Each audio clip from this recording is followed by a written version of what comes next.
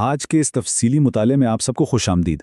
आज हम जिस कलाम पर बात करने जा रहे हैं ना, वो उर्दू अदब के एक ऐसा शाहकार है जो सीधा रूह में उतर जाता है।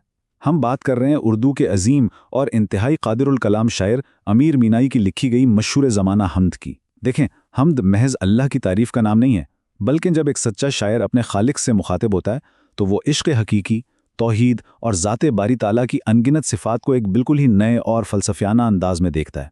अमीर मीनाई की शायरी में जो सादगी है, जो रवानी है और ख़यालात की जो उड़ान है, वो वाकई हैरत अंगीज़ है।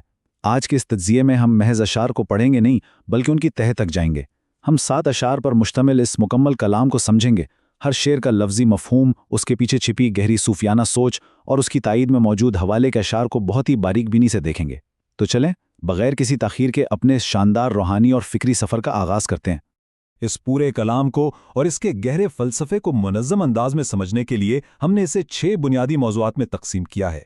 सबसे पहले हम हाज़िर और गायब के तज़ाद पर बात करेंगे, फिर हम देखेंगे कि पोशीदगी में ज़ुहूर क्या होता है। इसके बाद मकान और लामकान, हकीकी मेज़बान, कायनात का बाग़बान और आखिर में बात होगी हकीकी राज़दां पर। तो आइए पहले हिस्से की तरफ बढ़ते हैं। चलें जी, अब इस हमद के पहले हिस्से और पहले शेर की गहराई में उतरते हैं।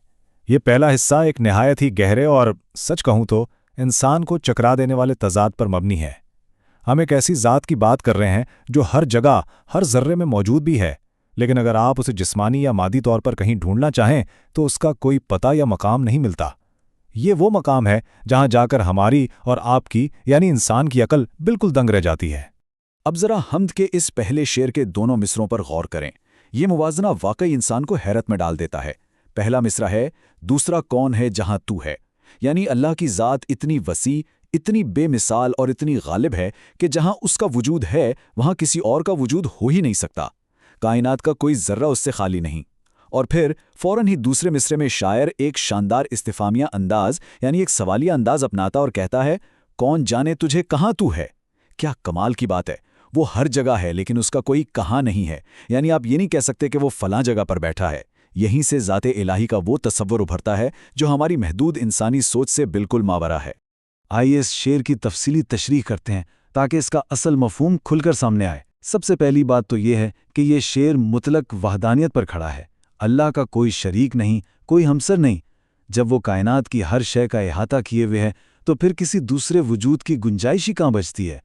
वो ज़ात पूरी कायनात में जलवागर है, लेकिन याद रखें उसका कोई मादी या जिस्मानी मरकज़ नहीं है। इंसान की अकल क्या है? हमारी अकल की एक हद है।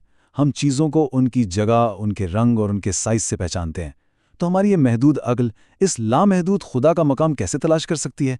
ये तो बिल्कुल ऐसे ही है जैसे एक छोटा सा प्याला पूरे समंदर को अपने अंदर समाने की कोशिश करे। अमीर मीनाई ने यहाँ अल्फाज के चुनाव और तिकरार से एक ऐसा समा बांधा है कि हम बेसाख्ता पुकार उठते हैं कि वाकई खुदा तब भी था जब कुछ नहीं था, और वो अब भी है जब सब कुछ है। ये एक ऐसी हकीकत है जिसे सिर्फ हमारा दिल महसूस कर सकता है, हमारी ज़ाहिरी आंखें उसे देख या नाप नहीं सकती। और इस बात को, इस हाज़िर व गैब के फ़लसफ़े को अगर हम ख्वाजा मीर दर्द के इस शानदार शेर की रोशनी में देखें तो बात बिल्कुल साफ हो जाती है। वो कहते हैं, जग में आकर इधर उधर देखा तो ही आया नज़र जिधर देखा। जब हम इस दुनिया में आते हैं और कायनात की वुस्सतों पर नज़र डालते हैं, चाहे वो आसमान के सितारे हों या ज़मीन पर रेंगने वाला एक छोटा सा कीड़ा, हर शय अपने बनाने वाले की खामोश गवाही दे रही है। कायनात की हर तख्लीक बसरी तौर पर अपने खालिक का अक्स पेश करती है। वो नज़र ना आकर भी हर तरफ जलवागर है। इसी खूबसूरत ख्याल को आगे बढ़ाते हुए अब हम अपने तज्ज़िये के दूसरे हिस्से की तरफ चलते हैं, पोशीदगी में ज़ुहूर। अगले 2 अशार में अमीर मीनाई हमें ये बताते हैं कि वो ज़ात जो हमारी निगाहों से मुकम्मल तौर पर ओझल है, वो आखिर किस तरह इस मादी दुनिया की निशानियों और मज़ाहिर कुदरत के ज़रिए अपने होने का ज़बरदस्त ऐलान करती है। ज़रा इस दूसरे शेर पर गौर करें। लाख पर्दों में तू है बेपर्दा, 100 निशानों पे बेनिशां तू है। इस शेर में जो चीज़ सबसे ज़्यादा दिलकश है वो है आदात का निहायत शानदार इस्तेमाल। शायर ने लाख पर्दों और 100 निशानों का जिक्र करके एक रियाजियाती और सूफियाना तज़ाद पैदा कर दिया है। शायरी की ज़बान में इसे सिनते सियाकुल आदात कहते हैं। यानी एक तरफ तो लाखों मादी पर्दे हायल हैं, लेकिन दूसरी तरफ वो सैकड़ों और हज़ारों निशानियों के ज़रिए हमारे सामने बिल्कुल वाज़ेह है। तो इसका तफसीली मफ़हूम क्या बना? देखिए, इंसान और अल्लाह ताला की ज़ात के दरमियान अनगिनत मादी हिजाबात या पर्दे हैं। हमारी जो बसारत है यानी देखने की सलाहियत, वो बहुत ही महदूद है। ہم ایک خاص فاصلے سے دور نہیں دیکھ سکتے، کسی دیوار کے پار نہیں دیکھ سکتے، تو پھر اس لامحدود خدا کو ان محدود آنکھوں سے کیسے دیکھا جا سکتا ہے؟ لیکن پوشیدہ ہونے کا مطلب یہ ہرگز نہیں کہ وہ موجود نہیں۔ آپ ذرا غور کریں، کیا آپ نے کبھی ہوا کو دیکھا ہے؟ نہیں نا؟ لیکن جب وہ چلتی ہے اور درختوں کے پتے ہلتے ہیں تو آپ کو ہوا کے ہونے کا یقین ہو جاتا ہے۔ بالکل اسی طرح کائنات کا ہر ذرہ، ہر ندی، ہر پہاڑ، قدرت کے تمام مظاہر اس کے ظہور کی نشانیاں ہیں۔ یہ کائنات بے وقت ایک پردہ بھی ہے اور ایک نشانی بھی، اور انسان کی بے بسی دیکھیے کہ اتنی بے شمار نشانیاں موجود ہونے کے باوجود وہ اللہ کی ذات کو براہ راست نہیں دیکھ سکتا۔ لیکن جو اہل ایمان ہیں، جو عقل والے ہیں، ان کے لیے نشانیاں ہی کافی ہیں۔ ان کا ایمان اندیکھے کو بھی دیکھ لیتا ہے۔ اب اسی تسلسل کو قائم رکھتے ہوئے تیسرے شعر کی طرف آتے ہیں، جو ایک نیا اور دلچسپ زاویہ متعارف کرواتا ہے۔ شعر ہے: تو ہے خلوت میں، تو ہے جلوت میں، کہیں پنہاں کہیں عیاں تو ہے۔ یہاں خلوت جس کا مطلب ہے مکمل تنہائی، اور جلوت جس کا مطلب ہے محفل یا ہجوم، ان دونوں متضاد کیفیتوں کو بڑی خوبی سے بیان کیا گیا ہے۔ اس صنعت تضاد کا اصل مقصد کیا ہے؟ مقصد یہ بتانا ہے کہ انسان چاہے دنیا کے کسی بھی کونے میں کیوں نہ چلا جائے، اگر وہ رات کے اندھیرے میں ایک بند کمرے کی مکمل خاموشی اور تنہائی میں ہے، جہاں کوئی دوسرا انسان اسے نہیں دیکھ رہا، تب بھی خدا وہاں اس کے ساتھ ہے، اس کی شے رگ سے بھی قریب تر۔ اور اگر وہی انسان دن کے اجالے میں ہزاروں لوگوں کے ہجوم میں کسی بھرے بازار یا بڑی محفل میں ہے، تو وہاں بھی کائنات کے اس شور اور نظام میں اللہ کی ذات عیاں ہے۔ وہ ہر جگہ، ہر حالت کا نگہبان اور ناظر ہے۔ کائنات کی اندیکھی اور دیکھی نشانیوں سے گزرتے ہوئے اب ہم تیسرے حصے میں داخل ہو رہے ہیں۔ یہاں آ کر امیر مینائی ہماری سوچ کے کینوس کو اس طبی دنیا یعنی اس فزیکل ریالٹی سے بہت آگے، بہت بلندی پر لے جاتے ہیں۔ ہم ایک ایسی منزل کی بات کرنے لگے ہیں جو مکاں اور لامکاں دونوں سے برتر ہے۔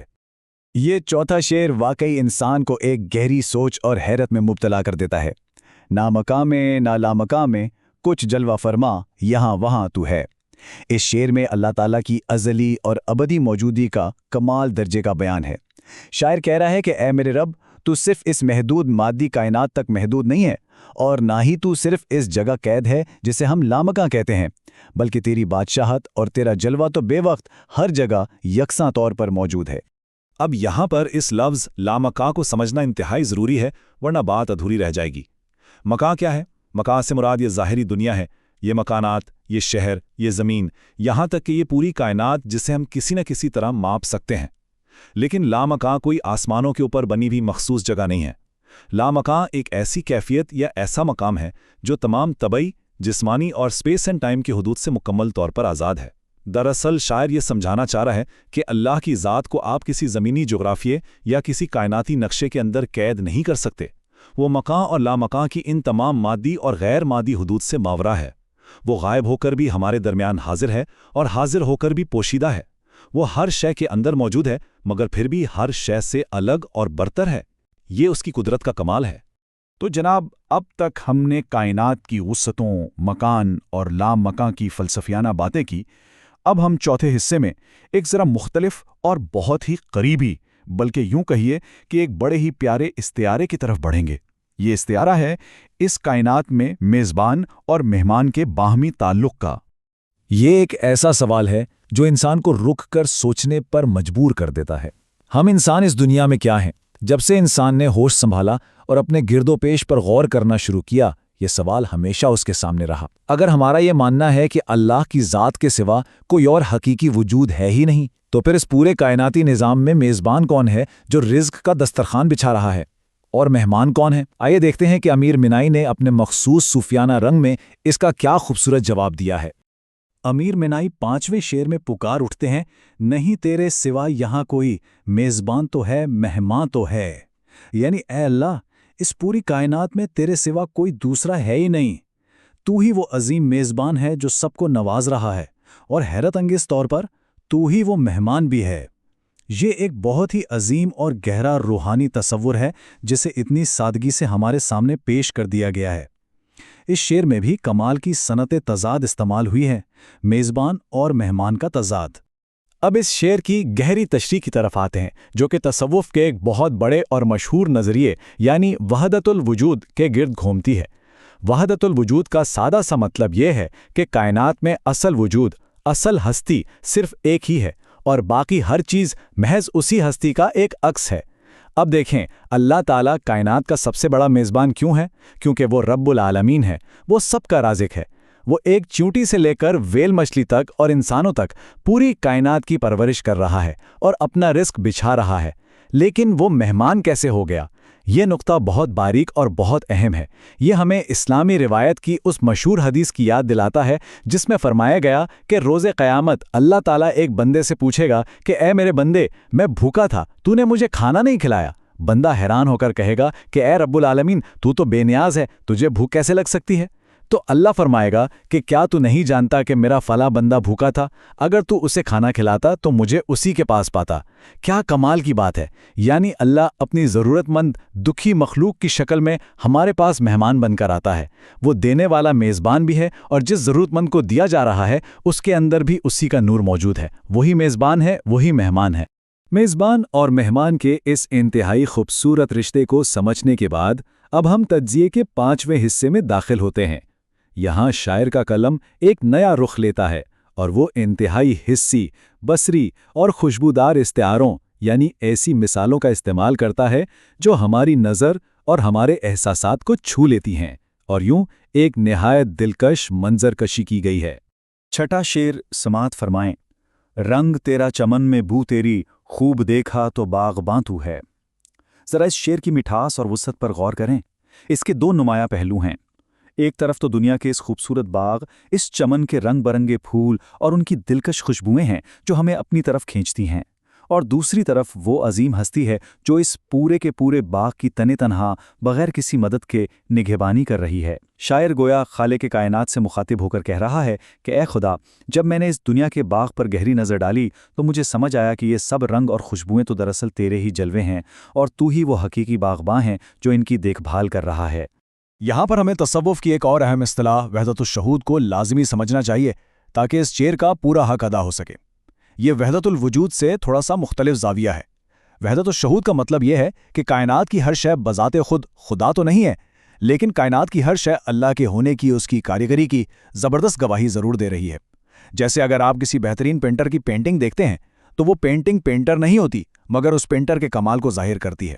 اسی طرح اس چمن یعنی دنیا کے کسی بھی پھول کا حسن، اس کی نازکی اور اس کی مہک دراصل اپنے خالق کے حسن و کمال کا ایک عکس ہے، ایک شیشہ ہے۔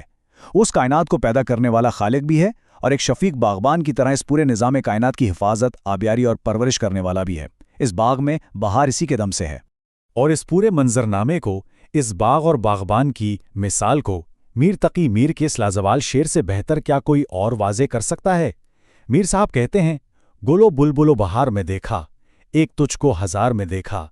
یعنی جب ایک حساس دل انسان اس دنیا کے ہزاروں مختلف اور رنگ برنگی تخلیقات، چاہے وہ پھول ہو، چاہے چاہاتی بلبل ہو یا موسم بہار کی دلکشی پر غور کرتا ہے تو اسے ان ہزاروں رنگوں میں وہ ایک ہی ذات، وہ ایک ہی باغبان جلوہ گر نظر آتا ہے۔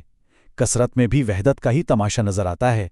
اور اس طرح چلتے چلتے اب ہم اپنے اس تفصیلی مطالعے کے چھٹے اور آخری حصے میں پہنچ چکے ہیں۔ یہاں آ کر امیر مینائی کی اس حمد کا رنگ اور اس کی فضا یکدم تبدیل ہو جاتی ہے۔ شاعر اب کائنات، مکاں، لامکاں اور باغات کے ان وسیع کائناتی فلسفوں سے نکلتا ہے اور سیدھا ہماری اور آپ کی نفسیات، ہماری روزمرہ کی زندگی اور انسانی رشتوں کی کمزوریوں پر بات کرتا ہے۔ حمد کے 7ویں اور مقطع میں اس شعر میں شاعر کا لہجہ بہت ہی ذاتی اور جذباتی ہو جاتا ہے۔ امیر مینائی اپنا تخلص استعمال کرتے ہوئے کہتے ہیں، محرم راز تو بہت ہیں امیر، جس کو کہتے ہیں رازداں تو ہے۔ وہ کہتے ہیں کہ اے امیر، اس دنیا میں ایسے تو بہت سے لوگ مل جائیں گے جو تمہارے محرم راز ہونے کا یعنی تمہارے دل کے قریب ہونے اور تمہارے راز جاننے کا دعویٰ کرتے ہیں، مگر اے میرے اللہ، وہ جو حقیقی معنوں میں سچا رازداں ہے وہ صرف اور صرف تیری ذات ہے۔ یہ بظاہر سادہ سے مصرے دراصل ہمارے دنیاوی رشتوں کی اصل اور بعض اوقات تلخ حقیقت بیان کر رہے ہیں۔ آئیے اب اس آخری شعر کی تفصیلی تشریح کرتے ہیں، کیونکہ یہاں اس حمد کا سب سے بڑا سبق موجود ہے۔ انسان ایک معاشرتی جاندار ہے۔ ہم اس دنیا میں مل جل کر رہتے ہیں، دوست بناتے ہیں، رشتہ دار ہوتے ہیں، اور بعض اوقات اپنے دل کا بوجھ ہلکا کرنے کے لیے اپنے گہرے راز، اپنی کمزوریاں ان کے سامنے کھول کر رکھ دیتے ہیں۔ لیکن ہم سب کا مشاہدہ ہے کہ یہ دنیاوی انسان ان رازوں کو صرف تب تک راز رکھتے ہیں جب تک ان کے اپنے مفادات آپ سے وابستہ ہوں۔ جہاں ذرا سی ناراضگی ہوئی، کوئی مفاد ٹکرایا تو وہی راز بازاروں میں اچھلنے لگتے ہیں۔ मगर ज़रा दूसरी तरफ देखिए, दूसरी तरफ अल्लाह ताला की ज़ात है, वो सत्तार उल-उयूब है। उसका मतलब है ऐबों पर पर्दा डालने वाला। वो इंसान के दिल के अंदर छुपे काले राज, उसकी नियतों का खोट, उसकी तमाम तर कमज़ोरियाँ, उसके गुनाह, सब कुछ मुकम्मल तौर पर जानता है। वो जानता है कि हम कितने गुनहगार हैं, मगर कुर्बान जाइए इसकी रहमत पर कि वो सब कुछ जानने के बावजूद हमें दुनिया के सामने रुस्वा नहीं करता। वो हमारा सच्चा राजदान है। वो ना सिर्फ हमारा हाल जानता है, बल्कि उस पर ऐसा पर्दा डालता है जो कोई दोस्त, कोई दुनियावी रिश्तेदार नहीं डाल सकता। कामिल और अबदी भरोसा अगर किसी पर किया जा सकता है तो वो सिर्फ और सिर्फ वही खालिक की कायनात है। और यही आखिरी बात, ये मक्ता हमें एक इंतहाई अहम और कड़े सवाल के साथ छोड़े जा रहा है। आज के इस तेज़ रफ्तार और नफसा नफसी के दौर में, जहां हम सब एक दूसरे की तरफ दौड़ते हैं कि कोई हमारे दिल की बात सुन ले, कोई हमारा बोझ हल्का कर दे, वहीं हमने इस सबसे बड़े, सबसे सच्चे और अबदी राज़दाओं को भुला दिया है। अमीर मिनाई की ये हमद कायनात की लामहदूद वसअतों, मकान और लामकान से शुरू होती है और सफ़र करती करती सीधी हमारे दिल की सबसे खुफिया गहराइयों में आकर मुकम्मल होती है। आज हमें यह सोचना होगा कि इस आर्जी दुनिया में क्या हम उस रब के साथ वो ताल्लुक़ बना रहे हैं जो कभी हमें तन्हा नहीं छोड़ता और जो कभी हमारा राज इफ्शा नहीं होने देता। हम उम्मीद करते हैं कि आज के इस तफसीली मुताले में अमीर मिनाई की इस क्लासिक हमद के हर एक शेर की गहराई, उसका फ़लसफ़ा और उसका पैगाम आप पर बखूबी वाज़ेह हो गया होगा। हमारी कोशिश थी कि हर शेर का हक अदा किया जाए। ये था हमारा आज का तज्ज़िया। अपना बहुत ख्याल रखें। खुदा हाफिज़।